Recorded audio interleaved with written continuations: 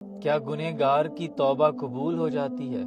یہ سوال حضرت رابعہ بصری سے کیا گیا، تو اس پر رابعہ بصری نے جواب دیا کہ کوئی گنہگار تب تک توبہ کر ہی نہیں سکتا جب تک اللہ اسے توفیق نہ دے، اور جسے توفیق مل جائے توبہ کی، اس کی قبولیت پہ پھر شک نہیں رہتا۔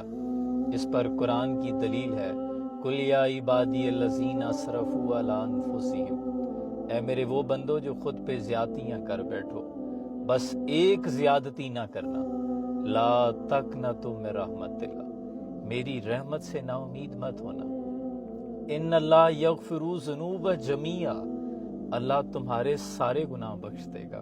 اور اتنا بڑا سیغہ ہے کہ اس کے سامنے 70 سال کے گناہ کچھ بھی نہیں، اور کیوں نہ بخشے، انہ هو الغفور الرحیم، وہ غفور و رحیم ہے۔